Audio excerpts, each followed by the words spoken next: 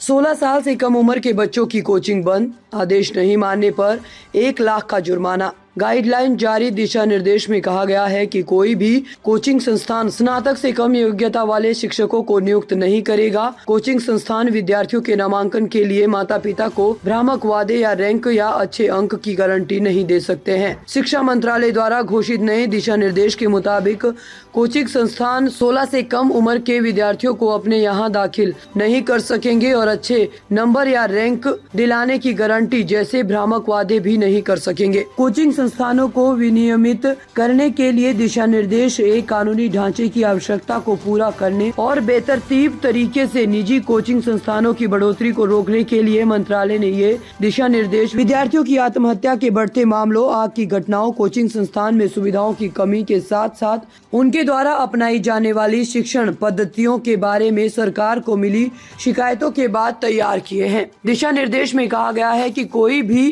Coaching संस्थान स्नातक से कम योग्यता वाले शिक्षकों को नियुक्त नहीं करेगा। कोचिंग संस्थान विद्यार्थियों के नामांकन के लिए माता पिता को भ्रामक वादे या रैंक या फिर अच्छे अंक की गारंटी नहीं दे सकते। संस्थान 16 वर्ष से कम उम्र के छात्रों का नामांकन नहीं कर सकते। विद्यार्थियों का कोचिंग संस्थान में नामांकन माध्यमिक विद्यालय परीक्षा के बाद ही होना चाहिए।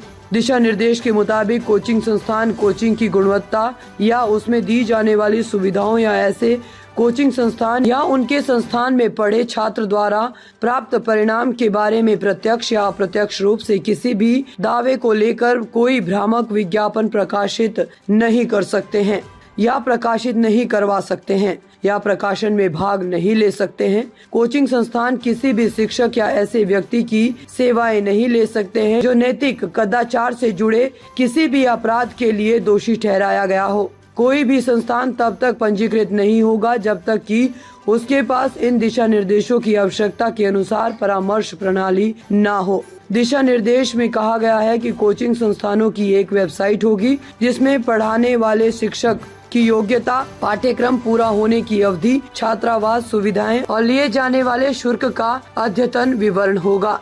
नए दिशा निर्देशों के अनुसार विद्यार्थियों पर कड़ी प्रतिस्पर्धा और शैक्षणिक दबाव के कारण कोचिंग संस्थान को उन्हें तनाव से बचाने के लिए कदम उठाने चाहिए और उन पर अनावश्यक दबाव डाले बिना कक्षाएं संचालित करनी चाहिए।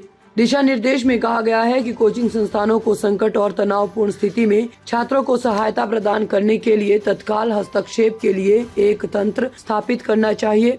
सक्षम प्राधिकारी ये सुनिश्चित करने के लिए ये कदम उठा सकता है कि कोचिंग संस्थान द्वारा एक परामर्श प्रणाली विकसित की जाए जो छात्रों और अभिभावकों के लिए आसानी से उपलब्ध हो। दिशा निर्देश में विद्यार्थियों के मानसिक कल्याण को लेकर विस्तृत रूपरेखा पिछले साल कोटा में रिकॉर्ड संख्या में छात्रों की आत्महत्या करने की घटना के बाद आई है। दिशा निर्देश में कहा गया है कि विभिन्न पाठ्यक्रमों का शुल्क पारदर्शी और तार्किक होना चाहिए और वसूले जाने वाले शुल्क की रसीद भी दी जानी चाहिए। इससे साफ किया जाएगा कि अगर छात्र बीच में ही पाठ्यक्रम छोड़ता है तो उसके बची हुई अवधि की फीस लौटाई जानी चाहिए।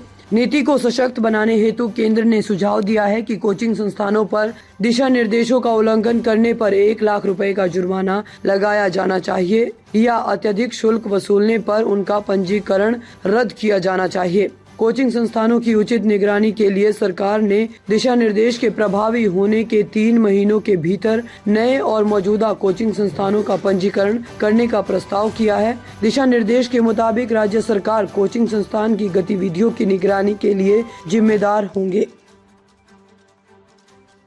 ताज़ा खबरों से जुड़े रहने के लिए हमारे चैनल को सब्सक्राइब करें और बेल आइकन को दबाना ना भूलें ताकि हर खबर की नोटिफिकेशन आपको मिलती रहे।